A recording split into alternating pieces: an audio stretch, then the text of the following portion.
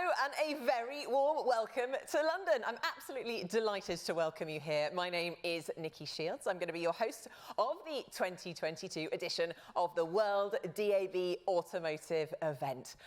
We made it. Brilliant. There's some really bad traffic out there in London at the moment, but it really is wonderful to welcome all of you here in the audience today, and also everyone watching from home. We have an audience of over 300 of you lovely lot, and once again we're pleased to say that WorldDAB is the hub for all things DAB and automotive. Now, of course, we did hope that after the last few years we would actually be able to bring everyone to London in person, but of course the world is still recovering, and as I mentioned earlier, there's actually an extensive transport strike in London, so it's actually been really hard to actually get here, even if you live in London, and it does mean that some of our speakers won't be in person, but they will still be with us on Zoom. That said, we do have an amazing lineup of speakers, so we can't wait to get cracking. But before we do, we need to say a massive thank you to our event sponsors who really make today possible, of course, and that is AVT, Radio Player and Xperi, so big thank you to them. Now, wherever you are, if you're here in the audience or watching live at home, we really want you to get involved in today. It is a packed schedule, but at the end of every session, we will have a live Q&A going on. So if you do have a question, if you're in the studio, then put up your hand, we will find you. We will get a microphone to you and get the question from you. If you're watching at home, then you can post your question in the Q&A section on the platform. We will, of course, aim to answer as many as we can live, but don't worry, if we don't get to you, we promise we will get to your question afterwards, and we'll get it to the appropriate person to answer it offline. And of course, wherever you are, we do really want you to just get involved with the conversation as well. There's a chat function which allows you to interact with the other delegates that are here. Tell us what you're thinking. Give us your opinion. We want to hear from you. And of course, we will be doing a few shout outs later. So yeah, tell us what you're thinking. Get involved in the conversation. So that's a little bit of admin out the way. Now it is time to really kick off today, and it gives me great pleasure to welcome on stage to kick off today the WorldDAB President, Patrick Hannon. Good morning, Patrick. How are you? I'm well. Good. We made it. We did. I almost didn't, but no one needs to know that. I know. No, this is, no, it's almost a beautiful crowd, and they show a lot of potential. No, but it is. Yeah, we had drinks last night, and actually, just the buzz, the energy that you saw from people being together and being able to move around and talk to each other. No, it's fantastic. It's so, really special, isn't it? Well, I won't take up any more of your time because we cannot wait to hear from you. Off to the lectern. Okay, thank you, Patrick. Thanks, Nikki. Okay, so DAB+ in cars. It's been a year of progress, and probably the single most important thing is this figure. This is 94% of new cars sold in 15 European countries last year had DAB as standard. Okay, 94%. So pretty much all new cars in Europe are now coming with digital radio as standard, and that is a major change. You can look at it, the list of countries is all here. I've also added a very similar story in all markets. I've added Australia. I think it's worth mentioning Australia particularly because they don't even have regulation that's requiring digital radio in cars, but they have got it. And this has changed. If you go back 5 years, you're looking about, if you're lucky, 30% of new cars had digital radio standard. And now it's, as I say, 94%. And this completely transforms the listening experience in cars. And that's the new cars. I think it's important to say, okay, but what's actually happening to the cars on the road today? And these figures are from the UK. What you see is that DAB, for the first time, is now the #1 platform for in-car listening in the UK, in-car radio listening. 47%, FM 46%, online and apps still relatively small, 7%. So broadcast still very much the #1 platform for listening in cars, and that's probably likely to change, to stay something like that for some time. So what's driven these changes? Well, as you're probably all well aware, the European Electronic Communications Code requires any new car sold with a radio to have digital terrestrial capability. So that's sort of the proximate cause. But actually, it's really a reflection of the growth of DAB radio across Europe. And you can see, the blue countries are all markets that are well established. Green countries are on the move. And then we've also got trials and early steps taken in countries further to the east. So DAB firmly established in Europe. But it's worth reminding ourselves why this is happening. So in a sense, this is almost going back to first principles, but it's important that we always remember those first principles. So 3 key stakeholder groups: the listeners, the broadcasters, and society at large. So for listeners, we're talking about superior, greater choice, superior audio, text and data. For broadcasters, it's opportunities to innovate, it's cost-effective distribution, no third-party gatekeeper. And if we take the societal view, it's a way of protecting national culture, it's a way of exploring more environmentally friendly distribution, and of course, DAB as a broadcast platform, reliability in emergencies is a key feature. What we've seen is we're very well established in Europe, but we're now beginning to see further development internationally, and that's really the next stage. So whether that's in Africa, North Africa, Southern Africa, Middle East, and Asia Pacific, first steps are beginning to be taken. So that's a major objective for WorldDAB. So the question then is, how do we maintain this momentum? Well, the first thing to say, and it's really obvious, but it has to be said, it's collaboration with the car makers. The unique thing about WorldDAB is that it covers all these different sectors of the radio ecosystem, from the broadcasters and network operators, the technology providers, and the car makers. These are our current members of WorldDAB from the automotive sector. You'll recognize most of those names, I would think. I think I'd highlight a couple. Ford, who have recently joined, so that's earlier this year. You also recognize, or maybe not recognize, a couple of names there, Lucid and VinFast, who are both electric car manufacturers. And because this slide was produced yesterday, I have to update it because this morning, Becky Keane, who is our membership manager, has told me we've got a new member, which is eCarX, so another electric car manufacturer. So really strong interest from the sector. So we have 3 strands to our strategy. First is to make sure that we understand our users. The second is to optimize the experience. And then thirdly, we need to prepare for the future. So let's look at understanding the users. So last year, we undertook our largest ever survey of car buyers, and we worked with Radio Player, Commercial Radio Australia, NAB in the States, and Xperi, commissioned research from Edison Research. 6 markets we looked at, Germany, France, UK, Italy, Australia, and the US. 6,000 respondents, and we were talking to recent and prospective car buyers. So just wanted to give you the headlines from this work. And the one thing to say is that the results were really, really similar, surprisingly similar across all of those different territories. So the first one, 90% want radio as standard, okay? And 93% say radio should be free to listen to. So that really sort of sets the initial expectation. Then we look at attitudes towards car buying. 82% say they are less likely to buy a car without a radio.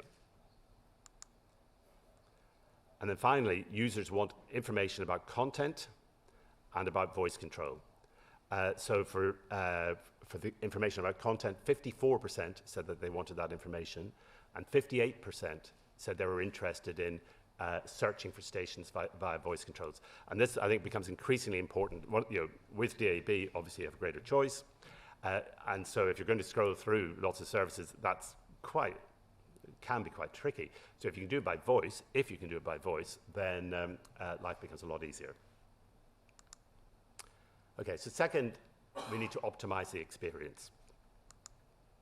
So very briefly, and I think at this stage I'd like to mention the Automotive Working Group, which is really the key body, key group within WorldDAB, which is looking at all these issues. And as I say, it's combining the car makers, the technology providers, the network operators, and the broadcasters. So key findings: a radio button is essential. A to Z station list is the best way to navigate, and presets should be easy to program. I presented a very similar slide last year, but the point of putting the slide up again this year is that those guidelines, user experience guidelines, are constantly updated, and the latest version was published in January of this year. We then need to make sure that the audio quality is good, optimize the antenna performance, collaborate on testing, in particular working with test routes. And then it's kind of obvious, but it's, this is backed up by sort of personal experience, and I'm sure you'll have all found this yourselves. You have to ensure there's good coverage of the roads. Different multiplexes have different coverage, and every time there's a gap, you're going to have a slightly disappointed listener. So making sure you've got that good coverage, it's really important. And then, as I said, listeners want to have good quality information, strong visuals, but making sure that you're not distracting the driver. So the visuals, the logos, they help to make a good impact, but you need to make sure that the driver's not distracted. And we've just this month published driver distraction guidelines, which gives the car makers and the broadcasters advice about how not to address this issue. And then finally, preparing for the future. So preparing for the future, really what we're talking about here is working with the connected car. And what we need to do, and what we're doing, is leveraging the benefits of DAB+ and IP. So with DAB+, as we've seen, we have the choice, we have the reliability, we have the free-to-air services. Okay, so that's, if you like, that's the core foundation.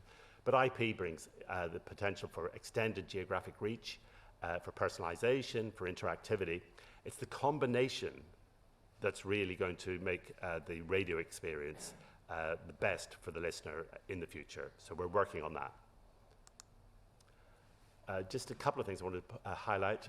So we are working with Android Automotive, and again, it's the WorldDAB Automotive Working Group, and the fact that it represents all these different parts of the ecosystem, that's what means that we have a unique contribution to bring to those conversations. And those conversations are ongoing. NDAs are getting sorted out to deepen those conversations. So that's a key initiative. And then on voice, we have the likes of Siri, Amazon Alexa, Google Assistant, all increasingly established in cars. The voice assistants, the radio needs to be part of this ecosystem. I should say that it's not just those three well-known voice assistants. There's also the white label solutions. There's also the OEM's own solutions as well. And this is a major focus over the next 18 months. So to wrap up, I think three key messages that I'd want you to take away. Number one, DAB is now standard in the new European cars. Expect further international expansion, number one. Number two, users expect high-quality, free-to-air radio as a key feature. And number three, our job is to deliver the best possible experience today and in the future. And that's what our goal is. Thank you very much.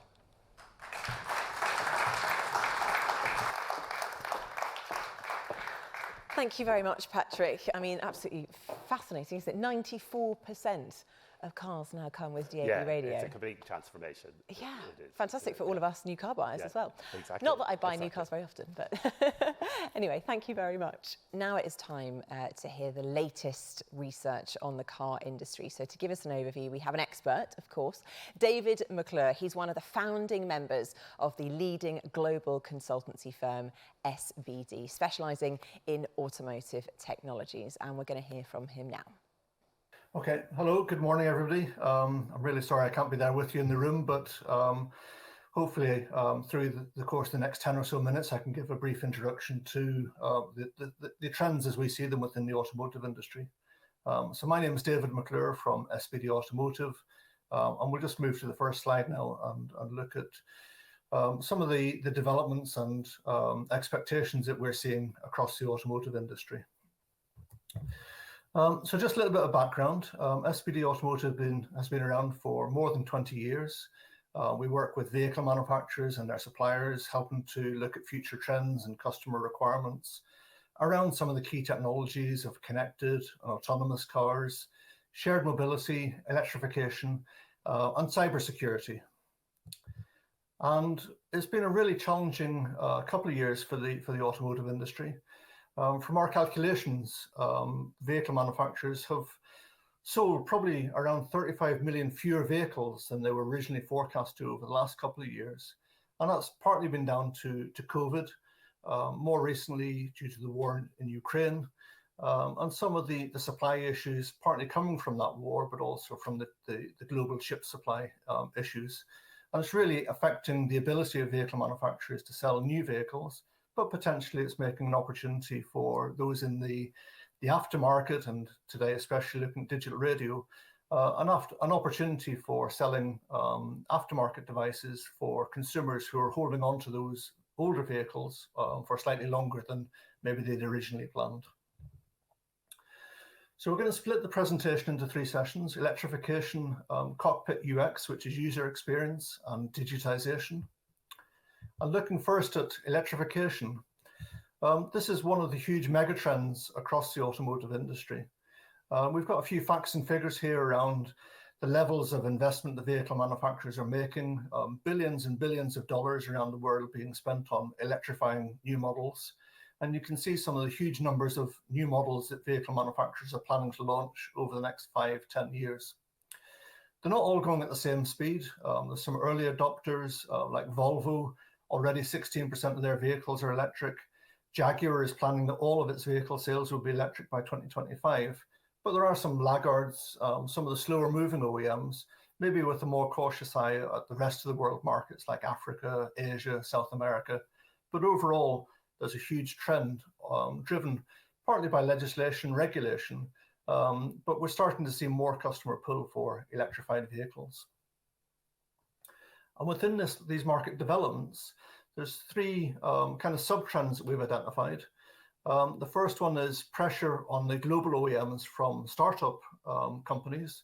So at the minute, it feels like everybody wants to be an OEM. Everybody feels that the barriers to entry to the automotive industry are reducing. We're also seeing pressure from Chinese OEMs. So China is really taking a lead for electric vehicles. They're kind of saturating their home market, and they're looking for opportunities in the rest of the world. We're already seeing quite high penetration of Chinese OEMs in some European markets like Norway. But also the elephant in the room is Tesla. So over the last few years, every OEM has wanted to be more like Tesla. And we're seeing, I guess, a kind of gradual software-driven approach by vehicle manufacturers to make their vehicles feel and look more like Tesla. But there are some challenges for vehicle manufacturers. It's not that easy to electrify your model range, and it's not that easy to give customers a great experience of using those electric vehicles. Issues with finding charging points, using them, paying for them, but also incomplete data within navigation systems, points of interest. And one of the big issues that we found from our testing is the accuracy of range calculations for electric vehicles. So whilst there is a huge drive in this direction for electric cars, vehicle manufacturers are facing significant challenges to make it usable and exciting for customers. The second major trend that we're seeing in the industry is cockpit user experience. And this is where it starts to become very relevant for digital radio going forward. One of the biggest trends that we're seeing is around displays in the vehicle. So we're seeing bigger displays, more form factors across the vehicle, and not just for the driver, but also passengers are getting their own personalized display. So there's much more opportunity for sharing information with customers, displaying information. So visual appeal is becoming a very important aspect as part of that customer experience in the vehicle. From a technology point of view, we're seeing a big shift towards Android in the vehicle. Today, it probably accounts for about 30–40% of vehicles have some form of Android in the vehicle. That's going to increase to about 70% over the next 10 years, and creating lots of opportunity, but also lots of threats for vehicle manufacturers from becoming commoditized and just being another platform for Android software solutions. It's not just Android, but also Apple. So Apple recently launched or announced a new version of their CarPlay technology, which not only displays some of the apps and functionality on the head unit display, but really it's Apple's approach for trying to take over the whole dashboard and to get vehicle manufacturers to give them access to more and more vehicle data so that Apple can control everything that the customer touches and feels in the vehicle without actually putting their own software in the vehicle at this stage. With those two sort of mega CE companies, we've seen a huge and very rapid increase in the adoption of CarPlay and Android Auto in the vehicle. We're also seeing similar trends for the wireless versions of those technologies, and it's creating big opportunities for app developers, but also we are getting feedback that some of those app developers aren't seeing the usage of their apps that maybe the adoption of the technology would suggest. So just putting technology in the car isn't enough. You've got to really create compelling reasons and interest for the customer to use those capabilities. And that's where we start to move into digitization. And this is really bringing together a couple of trends that we've seen across the industry around what's a buzzword that's evolved over the last couple of years, which is software-defined vehicles.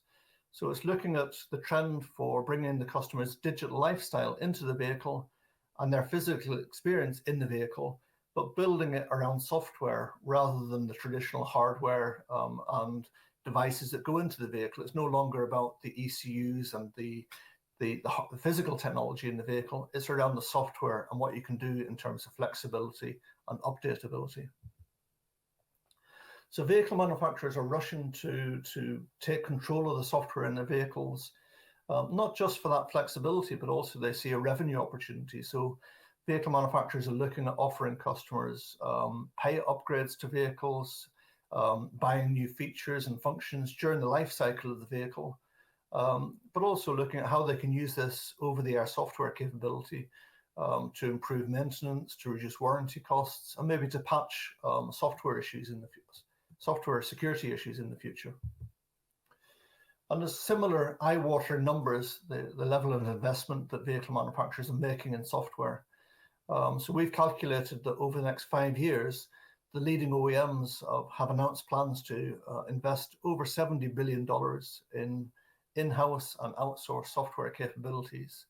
And it's really this trend towards software and the personalization that brings that is creating new opportunities for digital radio in the car.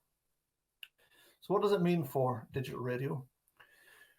We know from our surveys and other people's surveys that people still expect digital radio and broadcast radio to be available in vehicles. 90% of people said they expect broadcast radio to be fitted as standard. But also 50% of people are currently using brought-in internet-based music services or streaming services in the vehicle. So going forward, we want to look at how we can bridge the gap and integrate that broadcast experience with a better and more personalized listening experience in the vehicle. So in the past, personalization was really based just around selecting which radio stations you wanted to save to your preset stations. But going forward, we're seeing more and more vehicle manufacturers collecting data about their customers, about how they use their vehicles, how they integrate some of their digital devices in the vehicles. And they're building up a profile to really personalize that experience in the vehicle, not just for entertainment, but navigation, for driving, for security features. So the challenge and the opportunity now is how do we make use of that data for kind of next generation digital radio in the car.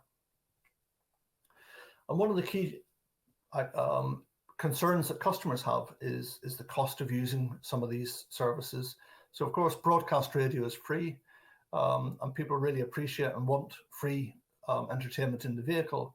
And data volumes is a big risk or a big concern, paying for all that data for brought-in devices and streaming content in the vehicle. So broadcast radio really has that unique selling point to make it attractive to customers. And going forward, we believe that it's the integration of that broadcast radio, but the personalization of the customer experience in the vehicle, using all that data that vehicle manufacturers are collecting to understand what customers like, to give them options, and to move away from customers having to search and find content to the systems and the applications prompting and suggesting interesting content to customers, whether it's based on what they're listening to currently, or if they drive to a new location, hire a car, they'll sign in with their personalized account ID, and they want access to the same experience wherever they are in the world. So just to leave you with three key messages for the rest of your sessions today. The first is just recognizing and understanding the pace of change within the automotive industry. It's really exciting and dramatic changes around electrification, customer experience, digitization. And that last aspect around digitization is really creating opportunities for fresher and more personalized experiences in the vehicle.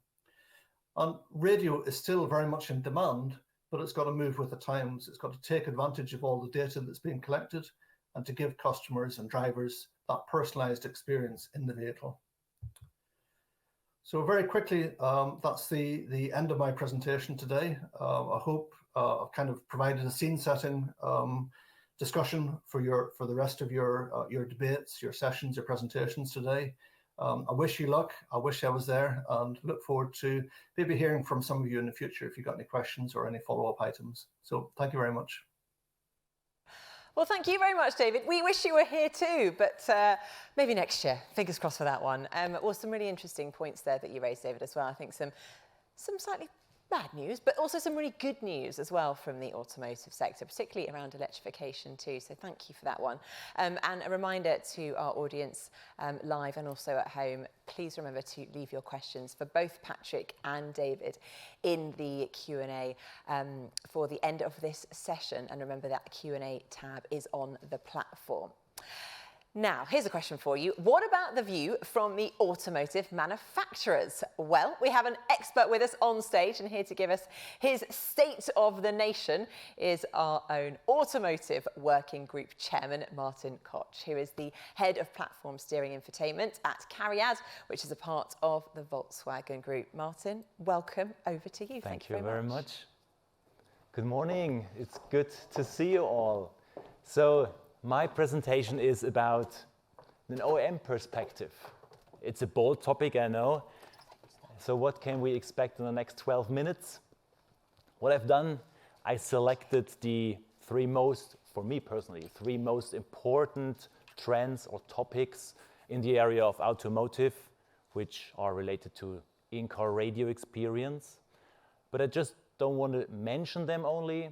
I just want to a little bit explain the reasons why they are happening, that we all understand the motivation of the car makers, and of course that we understand what are the effects on us as the OEMs and on you as the radio industry, right? And the end is then, I think we need to sum up if there are risks in these trends, maybe opportunities, or we just shouldn't care. So this is my plan for the next 12 minutes. So let's jump right in. A first slide is just for reading afterwards who are the beautiful people working WorldDAB and chairing the automotive the UX working group and the aftermarket device working group. And these are the people you should refer or call once you have any questions. So let's dive into the three topics. I promised you three topics. Topic number one, and with topic number one, I want to refer to the Radio Days Europe. Earlier this year, there was a very controversial discussion on stage between Michael from Radio Player on the left, Philip from CARIAD Volkswagen in the middle, and on the right, David from Volvo on the right side. And they were talking about the future of radio, and David made a very interesting statement. He said they were thinking about when can they get rid of the radio tuners in the car. They want to rely on IP radio only. So what is the, let's say, the broader picture on that? Can we expect cars without radio receivers out in the market quite soon? So what are the rationales or the motivations? Of course, small companies like Volvo, they try to, of course, optimize their systems. They want to save money in development, they want to save money in material costs, and of course, they want to reduce the complexity of their system. This is the motivation. But there are other facts. In the EU, as Patrick mentioned this morning, we have the regulation which mandates car manufacturers to have DAB+ on board if you want to sell a car. So there's no risk for DAB+ in Europe. But in other areas of the world, we don't have this legislation. And for AM and FM, we have no legislation as well. So it could be possible to sell cars without an FM receiver, even in Europe. Question is, do we see this as a trend? I don't know. I think the big car makers, they will not jump on that train very quickly because they sell cars in almost every country in the world. In countries where there is no online connectivity, where the cars are basically offline, so there's nothing if you don't have radio.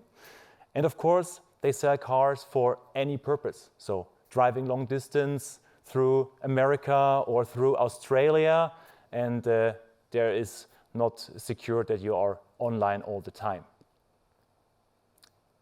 But for small car makers, I think this is a reasonable, let's say, perspective, or could be, if they say we limit ourselves to only selected markets, if we only limit ourselves to markets where we make sure that we are always online, if they design their systems to be connected anyway all the time, if navigation systems are anyway only working with internet connection. I think this is a reasonable idea. So is IP radio killing the radio star? Not sure, not at the moment. But I'm really curious to see if some small manufacturers with a very limited target group of customers are going the next steps. Is this a broad trend? I don't think so. Not at the moment. I think this is a risk we should keep in mind, but I think we are on the good side, especially with DAB+ in Europe and the EECC. This was topic number 1. Topic number 2. You see that the car makers are really dealing with the big techs. With Apple, they integrate Apple Music like we've done in the current Audis, Amazon Music, and BMW in the middle are dealing with Amazon Prime Video. So is there no room in a car for the radio industry? I think we need to understand the reasons for this trend first. Of course, this is marketing, right? It's good to sell a car with an Apple sticker or with an Amazon sticker. It's much more appealing than a Bayerischer Rundfunk sticker. But it's not only the marketing thing. Current systems of the OEMs are closed. So the OEM needs to deal with the integration of the services. And the OEMs cannot integrate 20, 30, 40 services and maintain those. The target of the OEMs is to have only few services with a very broad worldwide coverage. And of course, Amazon Music and Apple Music are such candidates. And I think this is due to the current design of the system. Is this a trend which will sustain and the smaller service providers will be out? I don't think so. For me, the future looks a little bit like this. In the past, we had no online service in the cars. Now we are in the middle. We have selected online services with this worldwide coverage, but with the ongoing adaptation of Android Automotive as the operating system for the car, there is the opportunity that third parties are providing their apps. And I think this is a win-win situation for everyone. There's a win-win situation for the customer because he has more choice. It's a win-win situation for the OEM because it's not his burden to integrate all this stuff and maintain all this stuff in every region of the world. And of course, it's good for the service providers since they are on a similar level, provide their services directly to the customer on the same level like the big players, like in a normal app store on your smartphone. So are the big techs killing the radio star? At the moment, a little bit, but I see is an opportunity, the adoption of Android Automotive as the operating system for the infotainment system, that we will be more on the same level in the future of the small service providers on the same level as the big service providers. Topic number 2, the big techs. And talking about Android Automotive as the operating system, we come to topic number 3. We have seen some cars out there with Android Automotive as operating systems. And the radio appearance was, let's say, a little bit basic. Question is this by law? Is any car with Android Automotive by law providing only a basic radio experience? And the truth is no. There is a very basic radio experience coming out of the box from Android Automotive. And of course, the OEM can do something about this. Some will do, some won't.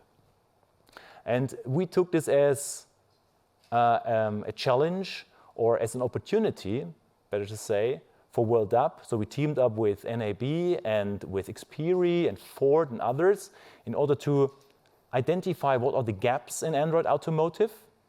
We put together a white paper, handed over to Google, and asked them to make these improvements, that it's not a basic radio experience coming out of the box, which is not supporting all these specialities of DAB+, like slideshow and things like that, but a very rich radio experience coming out of the box. And this is another opportunity, I think. Since if a car maker is receiving an operating system with a rich radio experience out of the box where he needs to do nothing, I'm expecting they're not screwing it up. And I think in average, we will maybe even higher or raise the radio appearance in the car over time. So is Android Automotive killing the radio star? Not really. So if we do it right from our side, then we can use this as an opportunity and it's not a risk. So these were my 3 topics, and I think it's time to wrap it up. The key takeaways are, I think, always important. We have seen the figures from Patrick this morning. The position of DAB+, especially the position of DAB+, is more solid than ever. FM, as mentioned, no regulation, I think could be on danger in the mid-run.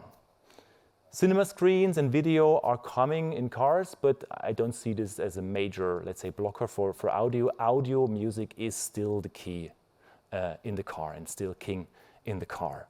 And Android Automotive provides opportunity for the radio industry in order to provide their own apps and their own services. And we as WorldDAB are helping to make sure that radio experience is great in the future and maybe greater than it is today. And this was it from my side. Thank you very much, and it was good to have you all. Thank you.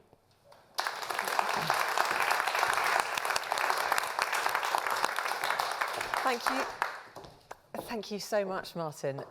Really fascinating stuff there. And obviously we do actually have to say a massive thank you to Martin and the team for really kind of bridging that gap, I think, between the stakeholders from all the different areas of the radio industry and the stakeholders from automotive. So thank you very much, Martin. Welcome. And of course, remember, Martin will be doing Q&As a little bit later. But now it is time to, hear from our next speaker. We have, of course, already heard from the automotive industry, and it's now time to hear from some of the key radio markets in Europe. So first of all, let's get a view from France. Hello everyone, I'm Sibyle, CEO from Radio France. I'm glad to take part in this WorldDAB Automotive event. I was in London 2 days ago, and I wish I could be with you today. As you are all gathered today, I want to take this opportunity to launch an appeal to all automobile manufacturers and automobile suppliers. Give radio stations an easy, direct, one-touch access on CAR's software home screen. It is a critical issue for my industry, obviously, but it is also an issue for cultural diversity and for access to trustworthy news media. In a world with so many sources of fake news, in a world where so many people fear losing their identity, radio stations, both public and private, in Europe and around the globe, are instrumental to protect cultural diversity and news reliability. I think car industry understands the issue of sovereignty. We don't want drivers to have a one-touch access to Apple Podcasts or Spotify and a 5 or 6-touch access to our content. As a media company, we do not want our content to be curated and managed by a third party. Moreover, we need to get direct access to listeners to better understand our users and to improve our content. With more sophisticated onboard software, with the development of DAB+ and of super-fast connection, today the car industry has an enormous responsibility. When you are in car, you open the gate to the extraordinary amount of content that is available in the digital world. You don't want this content to be of dubious origin or to have a negative impact on society. Our goal is to offer the best possible quality to match the quality of your cars. The way to achieve this is to give one-touch access to the best providers of audio content, especially radio stations. Join Radio France and myself in this endeavor. Thank you. Well, thank you very much, Sibyle, there, and a very strong call to action to finish things off. So now it is time to hear from Italy, and actually here with us in London is Hans Wolter from DAB Italia to tell us about how broadcasters in Italy are working within the car industry. So Hans, a warm welcome, and over to you. Okay, hello, good morning to everybody, and I'm really happy to be here to speak in front of this wonderful audience. And let's start about short overview with DAB in cars in Italy. The first thing is my Panda theory. Just what does this mean? The Fiat Panda is, we have something light. The Fiat Panda is a small car which has been produced for over 40 years. And last year, about 250,000 Pandas have been sold, all with DAB receivers. So 250,000 DAB receivers sold, which makes it one of the most selling DAB receivers, actually. The theory said once the Panda has DAB, DAB will have established itself. I'm not sure this is right. The Panda has changed, but sales in Italy are growing, thanks also to the EECC and the early implementation of a law in Italy which forces us to have DAB-only receivers sold. So all radios sold in Italy must have a DAB part in it. And by the end of this year, we are pretty sure we will go across the 10 million receiver market, which is very good. We are very happy about this. So the receivers are booming. It's becoming a very healthy environment. We have a lot of services coming up, new actors on the market. And therefore, we started to wonder, how are people using DAB? Because we wanted to get an insight into this. And our company, WorldDAB Italia, commissioned a study to GfK in order to understand how people who already have a DAB receiver actually are using it. So we did 1,200 interviews, which is quite consistent. It's not an enormous number, but for an Italian market, it's significant. interviewing people who already had DAB radios, who have bought cars in the last 2 years. This study is from 2021. We will renew this, but of course, being made last year, it was for people who had bought a radio in the 2 years before. And people who were aware of having DAB, which is very important. So what did we find out? Very simple things, actually. The 3 reasons, and this is very important, I think, for everybody who does car entertainment, is that people like DAB for its sound, for the reception quality, for the simplicity, and for the fact that you don't have additional costs. You just have your radio. You don't have to hustle with the data plans, anything else. It's simple. Of course, people who have a DAB receivers tend to use it. 82% use it regularly. 40% use it mainly or exclusively. So they really love listening to radio on DAB. I think this is very important. In Italy, we drive a lot. We have a lot of traffic jams. So we have 69% of the listening to DAB in cars, actually, of the global DAB listening. This is very important also. But also 26% at home, which is quite good, actually. Yeah, what we also found is actually that DAB is really allowing an increase in the younger audience because of the fact that there are new programs available. There's new stuff on air, which before was not available. That's very good. And people who listen to DAB listen to radio longer. Okay. Also, the other thing is the better the coverage, and the more we were extending the coverage, the more the listening times, of course, and the listening satisfaction was growing. So, of course, this is obvious, but there's a clear relation between this. We realize, of course, in Italy that DAB and radio is something which is going to be hybrid. There's a convergence, and we have to understand that there are a lot of technologies to deliver radio content, and these are complementary and not competing. We have not to compete with FM, we have not to compete with IP, we have to go hybrid. We don't want to confuse the listeners, we want them to give a radio experience. Also, for us, Radio Player is one or probably the best platform for delivery over IP because it's a platform which is managed by the radio operators. It's not something which is in the hand of telcos and internet providers. It's something we do ourselves. What we really fear is what you see here. So a dashboard with a lot of icons, a lot of displays, and no radio button, of course. What we want is, even if we have a modern dashboard, something with a radio button where you can identify your radio, you find it, everybody can find it. My mother can find it. I don't want to see people just scrolling menus, and that's a big problem. So let's come to the end. There was a theory for a long time, if you build something, people will come, listeners will come, they will come. That was also the line from a film 20 years and more ago. But it's not like this. You have to work to get this. You have to work to get listeners on DAB. You have to work to get the radio listeners to stay on radio.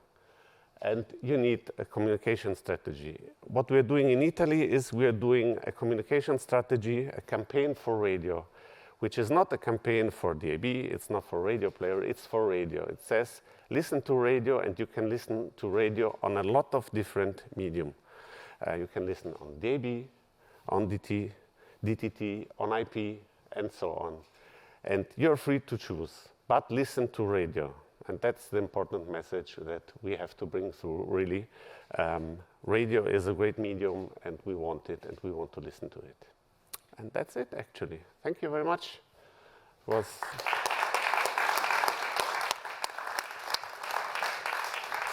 Thank you ever so much. Please do take a seat because we are going to hear from the other key radio markets throughout the day. But first of all, I promised you questions from the audience, so let's take it away. I've got some of the questions online. Anyone in the room that has a question, if you would be able to put up your hand and we will get a microphone to you. So you guys put up your hand and we'll get a microphone to you, and then we're going to start with the Q&A from everyone online first. Martin, this is a question for you. No pressure. Now, you said that DAB was in a really good position. The audience would like to know for how long? For how long? Yeah, we're not going to hold you to it, but... Predicting the future, this is not my profession, you know. Maybe I need to be a magician. I think there are two key elements to that. Element number one is, are the listeners willing to spend their time listening to radio? And this is not, let's say, in the hand of the automotive industry, but in the hands of the program makers. And the other thing is, of course, legislation. Mm-hmm. If the governance see radio as a very critical infrastructure to give emergencies, to give news, to give information to the people, then they mandate the automotive industry to have or keep radio on board. Mm-hmm. And I think these are two main drivers. So the interest of the customers and the interest of the government. And the automotive industry has the interest to deliver what the customer really wants. And as long as the customer loves radio, we of course will deliver. Yeah, Patrick, I can see you nodding there in agreement. Yeah. Also, obviously, we heard from Hans how important the communication strategy is. What are your thoughts on that? Well, I think, to build on what Martin was just saying, in the UK last year, they undertook a digital radio audio review. And one of the questions that they wanted to know is, well, how long will DAB be around? So they modelled out to 2035, I think I'm right in saying, and DAB was right at the heart of that. Under a number of different scenarios, under every scenario, DAB was absolutely going to be there. And so to answer the question, so we'll all still be in a job for how many years? At least 2035. Okay. So I'm happy to happy to make that prediction.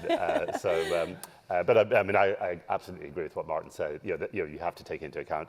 You go back to first principles. What are the key drivers? The customer fundamentally. Obviously, we've heard from Sibyle about the important from a I suppose almost from a democratic or cultural point of view of having broadcast radio, and then there's the government's view. So all these different stakeholders are all having an influence, and as Martin says, the car makers themselves will respond to those market forces. And then off the back of what Hans was saying about how important that communication strategy is to actually get people to listen and to get them to enjoy listening to DAB as well. Yeah, no, absolutely. Well, look, I'd say the most obvious thing you have to do is make sure you've got good, relevant content. And certainly one of the things we've seen in the UK a lot of is really the creation of really strong brands. Brands that were one time maybe just been operating in a single city are now national, and they've created bouquets of channels. So actually, it's the core proposition is what's most important. I totally agree that communication. We always talk about 5 C's. And number 5 is communication, and there you're talking to the listeners to make sure that they understand.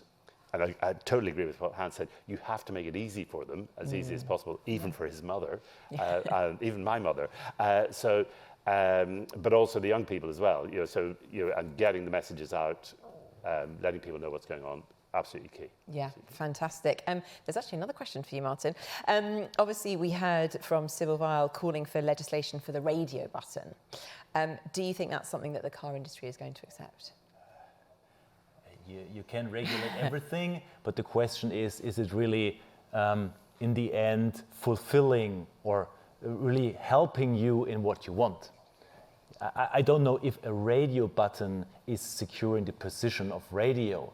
I think the radio button is more like, it must be easy, right, as you said. And it is in the core interest of a car maker to have a user interface which is easy to use. And the most important use cases in a car today is navigation and radio. So it's in the core interest of the car maker to make those use cases very accessible. The question is a legislation about a radio button really helping that? Or should we leave it to the industry in order to find the correct or the right concepts, like Is it a touch screen? Is it something with gestures? Is it using the steering wheel buttons? I think this is not necessary to mandate this or to have legislation about everything. I think it's in the core interest of the automotive industry. Yeah, I mean, and that just comes down to the car design, as you mentioned there. You know, you want to create a good user experience, and then you're going to sell more of that particular model. Absolutely. If I look at the current Audi models, this all-touch screen, there is a virtual button, right? And I think this virtual button fulfills his use case as a physical button would do. Brilliant, thank you for that one. Hans, a quick question for you. Obviously, there's a lot going on in Italy, but are drivers really aware of DAB in their cars? And I would also like to ask you, are you encouraging high levels of traffic if more people listen to the radio in their cars? That would be an interesting responsible question, for traffic in Italy, having recently been. There is a lot.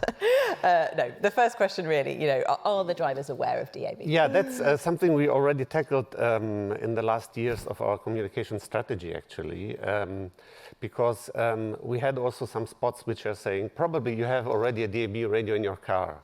Look for the DAB icon or for the DAB button, because people have to be aware of it. That was a different communication strategy. That was the beginning, actually. We have moved forward, and now we are really going to do communications for radio as a system. Actually, in the spot we are doing, we are saying I'm listening to DAB in the car, to IP in the office, and to my smart speaker at home or something else. It opens up, it broadens the choice, and it gives an example, a use case, let's say. And of course, I mean, if you look at the C's, coverage and communication and content, they all work together. And it might be in the end that people would like to stay in their cars because they get so much good content, or let's say that's the scenario we want to get to, and they will sit in the cars and wait and listen to the radio program and don't want to go home anymore. That was the ideal situation, actually. It's great. I mean, I must say, I do like to sit outside my house when I get home for a long journey. I still spend half an hour in the car. My husband's like, "What are you doing in the car?" I'm like, "Oh, I'm still listening to radio." Exactly. Anyway, my personal experience is, in the end, it is not necessarily the transmission technology. I think if car buyers jump into a new car with has DAB, they are first surprised how many programs they can receive. And they switch to the programs and they learn new programs and learn to love new programs. And in the end, they wonder, why can I receive this program in my car and not at home? And I think this is the point where the pull effect is coming not from the technology, but from the sound quality, from the choice, from the program itself. I think this is much more appealing than the technology itself. The technology only helps to deliver this. And in our cars in the Volkswagen Group, we don't have a FM button and a DAB button. It's everything in one list, right? Yeah. And I think over the program and over the choice comes this addiction to the technology. We're all addicted to technology, aren't we? Absolutely. Brilliant. Well, thank you very much. We are almost running out of time. I've actually got a few shout-outs, though, to you guys watching at home, or maybe you're in the office. Maybe you've sneaked out from the house and you're in your office. Big shout-out from Stan from the Netherlands, formerly Funk. We've also got Graham Dixon, who's watching from Radio Player, and Ellie Sessions from the BBC. So hello to you guys. Now, that's all we've got time for. If you do have any questions in the audience, then obviously our speakers will be here for the rest of the day. Now it is actually time for a short break. So we're going to have time for tea, coffee, maybe a croissant. You guys at home, put the kettle on. But we will be back very shortly. See you then.